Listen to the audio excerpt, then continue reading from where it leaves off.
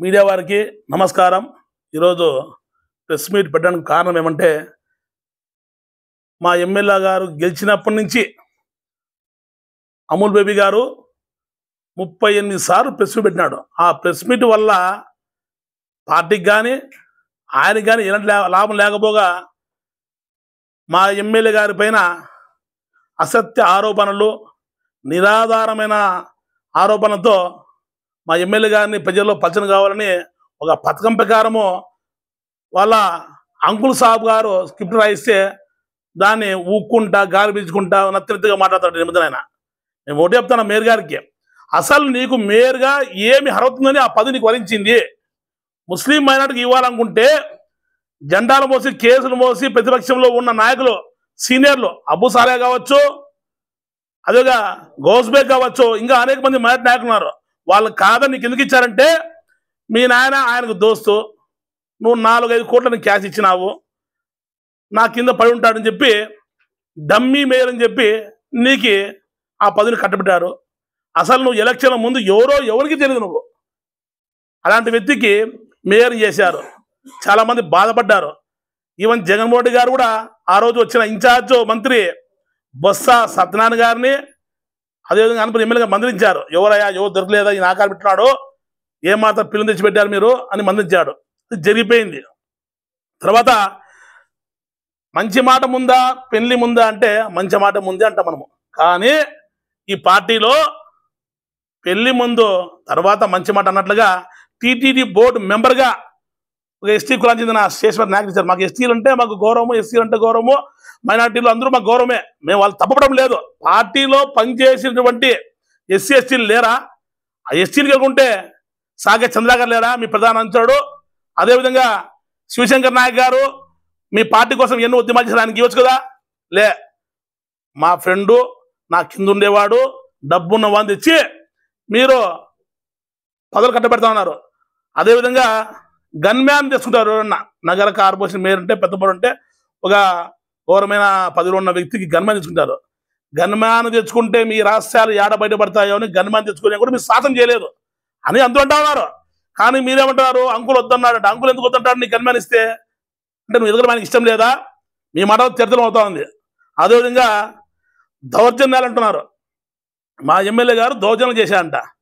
మొన్ననే చూసాం చిట్టం పోలీస్ స్టేషన్లో ఒక వ్యక్తి వైసీపీ నాయకుడు ఆ రోజు ఒక వాలంటీర్ని లొంగ తీసుకొని పెళ్లి చేసుకుంటాన్ని అనుభవించి తర్వాత ఆమె వీని గతం తెలిసి వదిలేసుకొని పెళ్లి చేసుకుంటా ఉంటే ఆ అమ్మాయితో ఈ అబ్బాయి కలిసి ఉన్న ఫోటోలు పెట్టి పెళ్లి ఆపించాడు. మొన్ననే మా టీడీపీ నాయకుని కొట్టారు. ఇలా విధంగా దౌర్జన్యం చేస్తా ఉంటే తీటం పోలీసు వాళ్ళు పట్టుకొచ్చి ఆయన్ని కౌన్సిలింగ్ ఇవ్వాలి, మందలించాలి, కేసు పెట్టాలంటే పార్టీ నాయకులంతా వెళ్ళి ఏదో జరిగిపోతుంది, వైసీపీ నాయకుల మీద దౌర్జన్యంగా కేసులు పెడుతున్నారని చెప్పి మన పొలిటీషియన్లు అంతా వచ్చి గొడవ చేశారు. అలాంటి వ్యక్తి కామాంధునికి వైసీపీ వాళ్ళు టికెట్ ఇస్తామంటారు. అట్లా ఇస్తే మాకు మేలే, ఒకటో ఇస్తారంట, ఇవ్వండి మాకు మేలే. మా ఎమ్మెల్యే ఎలాంటి వ్యక్తి అంటే నిష్పక్షపాతంగా వ్యవహరిస్తారు, పారదర్శకంగా పనిచేస్తారు. నేను అనంతపురంలో నేను ఎవరో తెలీదు, ఈ మధ్య కాలంలో ఎమ్మెల్యే దగ్గర కావడము, పార్టీలో చురుగ్గా పాల్గొనడము, ఫ్లెక్సీలు, ప్రెస్ మీట్లు, అదేవిధంగా పేపర్ యాడ్ అన్నీ ఇస్తా ఉంటే నగరంలో రాయల మీద కొద్దిగా గుర్తింపు పొందాడు. అయితే అలాంటి వ్యక్తి నన్నే నాపైనే మా ఇద్దరి పైన కూడా కేసు పెట్టించాడు మా ఎమ్మెల్యే గారు. మేము ఏం తప్పు చేయలేదు. మా ఇంటి కాదు ఒక వ్యక్తి తాగొచ్చి మా పిల్లలతో గొడవ పడతా ఉంటే దొబ్బినప్పుడు చిన్న గాయమైంది.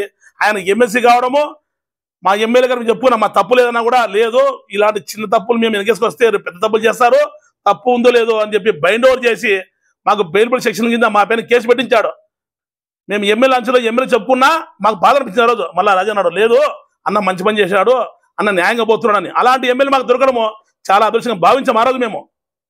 అదేవిధంగా మా ఎమ్మెల్యే గారు రాష్ట్రంలో ఎకరాల విధంగా 11 మంది డైరెక్టర్లు, అదేవిధంగా 3 కార్పొరేషన్ చైర్మన్ సాధించుకొని వచ్చాడు. మీరు పట్టుమని 4 మంది కార్పొరేషన్ డైరెక్టర్లు తెచ్చుకోలేదు. మీరు కార్పొరేషన్ చైర్మన్ ఇస్తామన్నా కూడా వద్దు, నాకు మంత్రి పదవి కావాలన్నావు. ఒకవేళ వస్తే రజనీ సంఘం దాంట్లో ఆయన రంగయ్య గారు జగన్తో బాగా తచ్చగొట్టి ఆయనకు వచ్చింది తప్ప మీరు ఏమి సాధించింది ఏమీ లేదు. మీ రాజకీయం కోసం ఎమ్మెల్సీ ఎలక్షన్లో వెన్నపూస గారిని, రంగుడి గారిని వెన్నపూస కరిగించారు. ఆ రోజు నువ్వు చేసినా చేయకపోయినా మేము గెలిచేస్తాం. కాకపోతే మీ పార్టీ వాళ్ళతో కోర్టు తీసుకొని వాళ్ళని ముంచేసినాం. వాళ్ళ బాధ వర్ణాతీతము. అదేవిధంగా ఇప్పుడు గవర్నమెంట్ మంది కాదు, నెక్స్ట్ వస్తే మధు కథ చూస్తాము, ఆయన పైన కేసులు పెడతామని భయపడిస్తాను. మీ కేసులకి, తాటాకు చప్పలకు, మీ ప్రెస్ మీట్లకు, మీ ఉడత ఊపులకు మేము భయపడే విధంగా ఉంటే మేము రాజకీయాల్లో ఉండలేము. నేను కింద నుంచి వచ్చిన వ్యక్తి, నాకేం కేసులు కానీ మీ భయపడిస్తే భయపడడం కాదు. నేను ఈరోజు ఈ స్థాయికి అయినా అంటే ఎంతో కష్టపడి పైకి వచ్చాను. నాకు ఎంతో మనోధైర్యం ఉంది, ఆత్మస్థైర్యం ఉంది. నేను ప్రెస్ మీట్లు పెడుతున్నా అంటే నేను తప్పు చేసి పెట్టాను. నా పైన చాలా మంది శ్మశానం కబ్జా చేశాను ఒక ఆయన అన్నాడు, నిర్మించలేపాడు. అదేవిధంగా నేను ప్రెస్ మీట్ పెడతా ఉంటే మధు డేటా కావాలి, మధు ఎలాంటి వాడు మాకు తెలుసుకొని అది మేము ప్రెస్ మీట్ పెడతాము, మనం కూడా పార్టీకి చురుకంటిస్తాం అనుకున్నారు. నా పైన ఏం కేసులు లేవు, నేను కబ్జాలు చేయలేదు, చీటింగ్ చేయలేదు, మార్పింగ్ చేయలేదు, పోజీలు చేయలేదు. మధు ఏం చేశాడంటే గుళ్ళు కట్టించాడు, కాలనీ లేపించాడు, సొంతంగా 3 కోట్ల రూపాయల ఆస్తి మెయిన్ రోడ్కి నేను కొని ఎరుకుల వాళ్ళతో కొని నేను కాలనీ ఇచ్చాను, ట్యాంక్ కట్టించాను, రోడ్లు ఇచ్చాను. నా కూతురు పేరు సాయి దీక్షిత, నా కూతురు హర్షవర్ధన్, సాయి హర్ష కాలనీ పెట్టాను, బ్రాకెట్ లో మధు కాలనీ పేరు చేసిన అనుకో. మేము ఈయన గుళ్ళని కట్టించాం, మేము దాన ధర్మాలు చేస్తాం, కష్టపడికి వచ్చినాము, అందరికి మంచి చేయాలనుకున్న వ్యక్తిని నేను. అదేవిధంగా మా దగ్గర ఉన్న వాళ్ళు ఎలక్షన్ పనిచేసింటే ఎక్కడ రాష్ట్రంలో చేరిన విధంగా 100 మందికి జెట్ సర్వీస్ బుక్ చేసి నేను ఫ్లైట్కి ఇచ్చుకొని అందరినీ పిలుచుకొని వచ్చాను. అది నా వ్యక్తిత్వం. అదేవిధంగా నా వార్డులో మధు అయితే గెలవకూడదు, మధు ఎక్కువ ఓవర్ చేస్తున్నాడు అని పక్క వార్డులో ఉండే వార్డు కార్పొరేటర్ తెచ్చి మా వార్డు పెట్టాలని చూస్తున్నారు. ఎక్కడెక్కడ ఉన్న మా ఇంటిని తెచ్చి మా వార్డు దింపాలని చూస్తున్నారు. అది మాకు చాలా అదృష్టంగా భావించాము. తీరా ఓటర్లు చూస్తే నాకే తెలియదు, 6,000 ఓటర్స్ ఉన్నది, ఇప్పుడు 5,000 ఓటర్స్కి కుదించారు. అంటే మార్పులు చేర్పులు మరణం తర్వాత. దాంట్లో గతం 2,600 ఉన్న మైనార్టీ ఓటు మా వార్డులో నుంచి వలస వెళ్ళారు.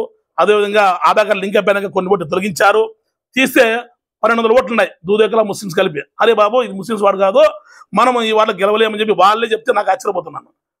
నాకు ముస్లిమ్స్ ఎప్పుడూ సహాయపడతారు, ముస్లిమ్స్ ఇప్పుడు మాకే ఓటేస్తుంటారు. మాకు అంతా అన్నదం, పక్కన అంతా ముస్లిమ్సే. మేము అంగడి పోతే మాపుగా అంగడి పోతాము. టైలర్ వచ్చి స్కై టైలర్, నా రైటర్ డాక్యుమెంటర్ రఫీ గారు, నా డ్రైవర్ దాదు, నా వంట చేసేది కదిరి భాష. నాకు ముస్లిమ్స్తో చాలా స్నేహబంధంగా ఉంటాము. మాకు కుల మతాల పట్టింపు లేవు, భిన్న మతాలు ఏకమతం, అది ఒక భారతీయ తత్వం అని మేము నమ్మేవాళ్ళం. మేము తర్వాత వైసీపీ గవర్నమెంట్లో ముస్లిమ్స్కి న్యాయం జరిగిందా, టీడీపీ గవర్నమెంట్ న్యాయం జరిగిందా అంటే చిన్న ఉదాహరణ చెప్తాం. మనం దుల్హన్ పథకం కింద షాదీకి ముస్లిం మహిళ పేదవాళ్ళకి 50,000 టీడీపీ గవర్నమెంట్ ఇచ్చేది, దాన్ని 1,00,000కి పెంచామని చెప్పారు. ₹1 ఇచ్చింది లేదు. మైనారిటీ లోన్ అన్నారు, ₹1 ఇచ్చింది లేదు. ఈరోజు హజ్ ట్రిబ్యునల్ కానీ హజ్ పేరు సబ్సిడీ కానీ చేసిందంటే అది తెలుగుదేశం పార్టీ అని మైనారిటీ వాళ్ళు తెలియజేస్తాను. మేము మేయర్ని మాట్లాడితే ఆయన ఏం చెప్తా అంటే, మైనారిటీ అంటే అంత చులకనా మీకు, అంత చిన్న చూపా అంటారు ఆయన. మేము మైనారిటీ పేరెత్తామా, వసీం గారి పేరెత్తాము. అలాంటిది ఆయన కులానికి మతానికి రంగు కలిపి రాజకీయం చేస్తున్నాడు. అదేవిధంగా మా పార్టీలోకి మా ఎమ్మెల్యే గారు చేసే అభివృద్ధి చూసి, ఆయన మంచితనం చూసి గతంలో ముస్లింలందరినీ అనంత వెంకటరామరెడ్డి గారు తొక్కిపెట్టాడు, పైకి రాజకీయ ఎదినని చెప్పి చాలా మంది మాకు 10వ తారీఖు నెక్స్ట్ మంది 10 వలస వస్తున్నారు మాకంతా. అదేవిధంగా కార్పొరేషన్ ఎలక్షన్లు వస్తూ ఉన్నాయి. వారు సర్వే చేస్తే 7 నుంచి 8 సీట్లు వస్తాయని వాళ్ళే అంటున్నారు. మేము సర్వే చేస్తే 2 నుంచి 3 సీట్లు మేమంటున్నాము. ఆ 7 రావు, మేము సర్వేలో తేలిన 3 కూడా రావు. పనిచేసిన వారికి, ఆయన పనిచేసిన వారికి నమ్మకస్తులు దూరం పెడతాడు, డబ్బున్నోనికి ఫ్రెండ్స్ కొడుకులకి వాళ్ళకి పదులు కడతాడు. ఇట్లా మునిగిపోయేటప్పుడు పార్టీ కార్యకర్తల్ని ముంచేస్తాడు, గెలిచేటప్పుడు తన అనుగుల్ని తన దగ్గర నమ్మకం పెట్టుంటాడు. ఉదాహరణకు ఆ జంబు ప్రకాశం చూసాము, బల్జ గోపాలను చూసాము, వడ్డే గోపాలం, అట్లా చెప్పుకుని పోతే చేస్తారు అంటే పేర్లు మేము చెప్పాము, మాకు అంత అవసరం లేదు. అదేవిధంగా ఒకటి చెప్తున్నాం, కార్పొరేషన్ ఎలక్షన్లో మీరు గెలవలేరు, ఒకవేళ గెలవాలనుకున్నా కూడా డబ్బును రాండయ్యా, మీరు అమాయకులు బలిపశ కాదని చెప్తున్నాము. మాకు మేయర్ పీడి ఎగరేసిన వాళ్ళే. తర్వాత మీరు వైసీపీ రాకమునుపు నోరు మీద పని మేయర్, వైసీపీ ఓడిపోయి టీడీపీ గవర్నమెంట్ కూటమి గవర్నమెంట్ వస్తానే ఆయన ప్రెస్ మీట్ పెడుతున్నాడు. దాంట్లో ఒక్కటి కూడా వాస్తవాలు లేవు. మాట్లాడి నచ్చినట్టుగా మాట్లాడతాడు. మా ఎమ్మెల్యే గారు వైసీపీ మేయర్ ఉన్నాడు కాబట్టి వైసీపీ మేయర్ పనులు చేస్తే అది మాకు వస్తుంది పేరు అని చెప్పి ఆయన ఏం చేస్తున్నాడు, వాటిలో అభివృద్ధితో ఆయన ఆటం కలిగిస్తూ ఎక్కడ అభివృద్ధి కాకుండా అడ్డుపడుతూ ఆయన చేస్తా ఉంటే మా ఎమ్మెల్యే గారు ప్రజా దర్బార్ పెట్టి ప్రజలకి ఏమి కావాలో వాళ్ళ సమస్య ఏమో తెలుసుకొని పనిచేస్తా ఉన్నాడు. వీకెండ్ ఎమ్మెల్యే అంట. మా ఎమ్మెల్యే గారు సోమవారం నుంచి శనివారం ఉదయం వరకు అనంతపురం ఉంటాడు. శనివారము ఆదివారం అక్కడ పోతే అది మన డైరెక్టర్ గారితోనూ అధికారులతోనూ ఐఏఎస్ ఆఫీసర్లతో మినిస్టర్ గారితో పట్టుకొని టౌన్కి ఏమి కావాలో ఏమి అవసరం ఉందో అవన్నీ సమకూర్చుకోవాలని చెప్పి మొన్నే కలిశాడు. నడిమి వంక మరో వంక ప్రొడక్షన్ వాళ్ళు కూడా డబ్బులు ఇస్తామని చెప్తా ఉన్నారు. అది కూడా త్వరలో అయిపోతుంది. రింగ్ రోడ్డు చేయాలని ఉంది. అదేవిధంగా మన ఎన్టీఆర్ మార్గం నుంచి బస్టాండ్ వేలు రోడ్లు కూడా ఆ రోడ్డు చాలా ఏళ్ళ నుంచి అది సమస్యలు ఉంది. దాన్ని లీగల్గా ఫైట్ చేసి వాళ్ళకి కాంపిటీషన్ ఇప్పించి పనిచేయాలనుకుంటున్నాడు ఆయన. అదేవిధంగా నేషనల్ పార్క్ కానీ 1 కోటి రూపాయలతో డెవలప్మెంట్ చేస్తున్నాడు అమేజింగ్ పార్క్ లాగా. అదేవిధంగా అవినీతి అక్రమాలు అంటున్నారు. అవినీతి అక్రమాలు ఎవరు చేశారయ్యా అంటే మీకు చూపిస్తాను చూడండి. పేదవానికి 2 సెంట్ల స్థలం ఇవ్వరు. ఎక్స్-ఆర్మీ వ్యక్తులకు 5 ఎకరాల భూమి ఇవ్వరు. ఫ్రీడమ్ ఫైటర్లు వాళ్ళ ఫ్యామిలీకి లేవు. మరణిస్తే ఆర్మీలో నేవీలో ఎయిర్ఫోర్స్ మనిషి వారికి 5 సెంట్ల స్థలం లేదు. కానీ ఈ అనంతపురం మన వెంకటరామరెడ్డి గారు మాజీ ఎమ్మెల్యే గారు భూదాహం చూస్తే నాకే ఆశ్చర్యం వేస్తా ఉంది.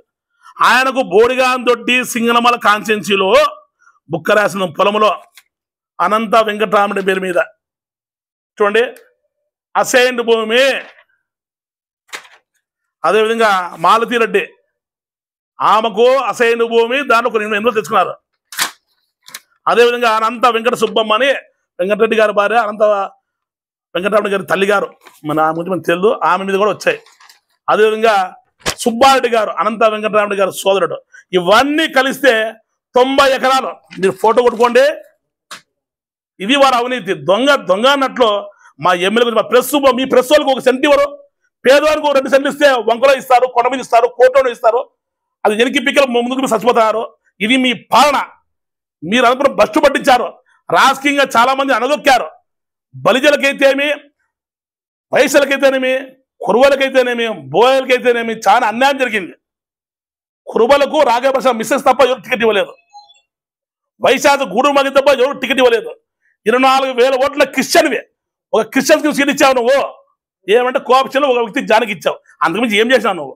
నువ్వేదో సచ్చీలుడు, నీతిమంతుడు, మేమంతా తప్పుడోళ్ళ మేట్లో రోజు ప్రెస్లు పెడతారు. త్వరలో మేయర్ గారు కూడా ఆయన ఆస్తులు, ఆయన ఎలక్షన్ల ముందు తర్వాత ఆయన ఎంత సంపాదించాడు అన్ని కూడా రేపు త్వరలో ఇప్పుడు ఈ ప్రెస్లు అన్ని పెడితే బాగుందని చెప్తాము.